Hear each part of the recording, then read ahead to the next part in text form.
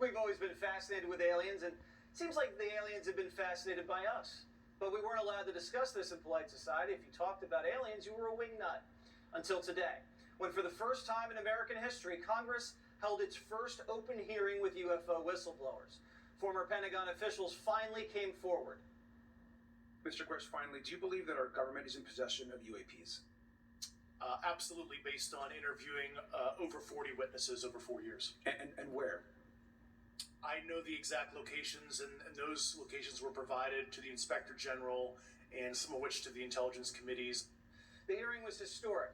Entered into the congressional record for the first time was testimony describing the physical characteristics of UFOs discovered by our military. Is it true that you saw, in your words, a 40-foot flying tic-tac-shaped object? That's correct. Or for some people that can't know what a tic-tac is, it's a giant flying propane tank. It actually had two little objects that came out of the bottom of it. But other than that, no windows, no seams, no nothing. But it wasn't just spacecraft that was described. Our government has actual alien life forms. Do we have the bodies of the pilots who piloted this craft? As I've stated publicly already in my News Nation interview, biologics came with some of these recoveries. Yeah. Were they, I guess, human or non-human biologics? Non-human, and that was the assessment of people with direct knowledge on the program I talked to that are currently still on the program. But the number one question on Primetime's mind, are these aliens aggressive? Has any of the activity been aggressive, been hostile in your reports? I know of multiple colleagues of mine that got physically injured. And the activity... By UAPs or by people within the federal government? Both. So you either get assaulted by the aliens or assaulted by the federal government for talking about the aliens. But this isn't a joke. This information's so top secret, these whistleblowers are worried about getting murdered. In the last couple of years, have you had incidences that have caused you to be in fear for your life for addressing these issues? Yes, personally. Former Department of Defense official Christopher Mellon joins me now. So, Christopher, what else can you tell us? Well, I think a couple of things are clear from the hearing. First of all, our military is encountering vehicles that far surpass the capabilities of our own frontline aircraft. They're operating on a persistent basis in restricted military airspace. Sometimes they're jamming the sensors on our aircraft. So obviously this is far more concerning than lumbering Chinese balloons. This is something we have to get to the bottom of. The other thing I would say is it's very clear from the hearing today that there's a great deal of information that the government is still not sharing with Congress. The only question is how much information, how extensive is that information?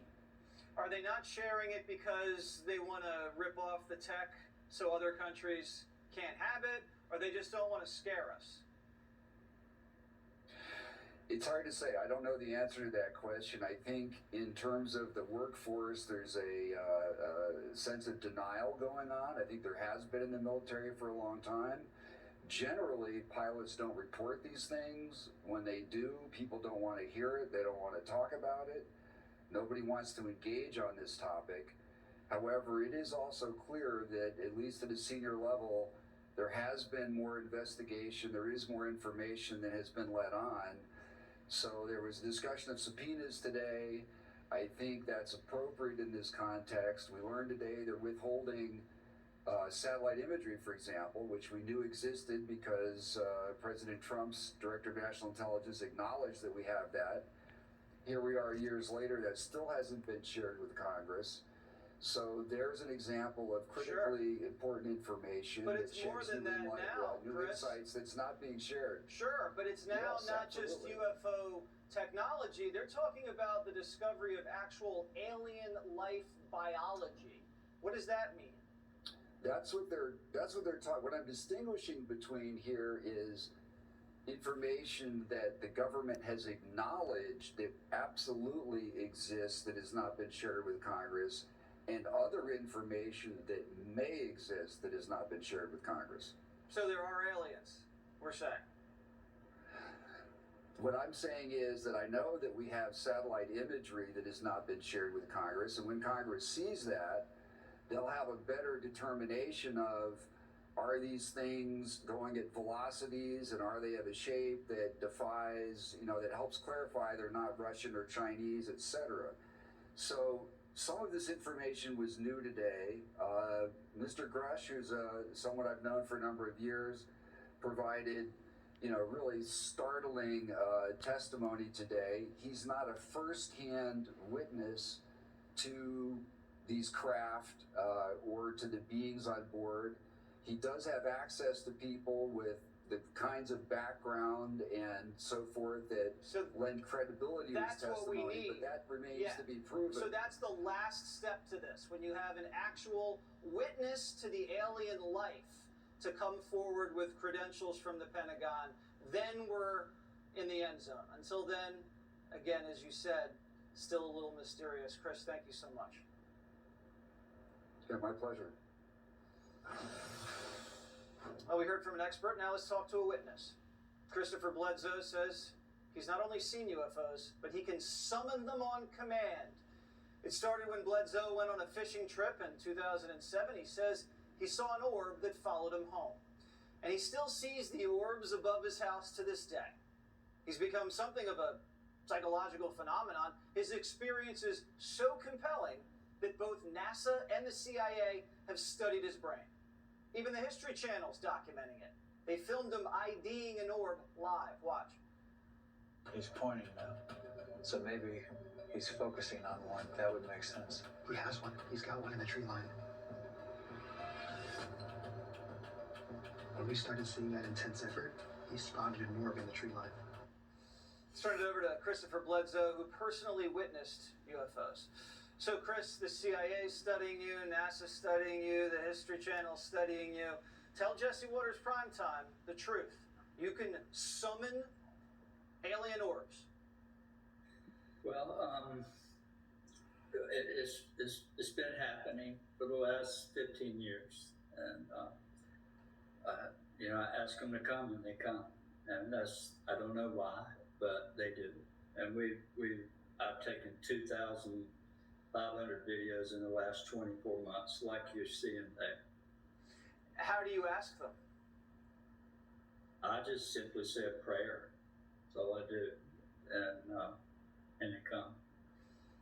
And do you crazy as it's crazy as it's that's how it happens. Do you think there might be something wrong with you? No, I don't think so. I think the government's trying to figure out why this is happening. They have been for quite some time. How did it start? Well, it started in 2007. I was down on my luck. I'd lost basically everything. After the World Trade Center disaster, I had 130 houses a year I was building. I had 70 under construction. And Fort Bragg is where I live in that area, and they stopped buying houses. And with interest rates at 8 and 9% on construction money then, it was flying out the window so fast, I just watched it in a slow motion train wreck. And it got so that I couldn't even buy my children lunch at school after being successful for 20 years. So you were down on your luck. Yep. And so I was on the Cape Fear River with 3 other guys and my son, and they were fishing. I just took them there. I was contemplating everything. I was just, I was thinking the worst thoughts, and I was crying out to the heavens, whoever's up there, I need help. And that's when I walked around the corner and up to the top of the hill, and these 3 big balls of fire was sitting about 300 yards away. And the next thing I know, I walked back to the fire, and it was close to 4 hours later. And there'd been a manhunt for me, and I had no clue that any more than 20 minutes had passed. Unbelievable. All right. Well, listen, I hope these things are peaceful, because you were summoning them all over the place. And they look like they're lighting up the sky. God bless you. And just tell them I come in peace. Thank you very much. Thank you, Jess. All right.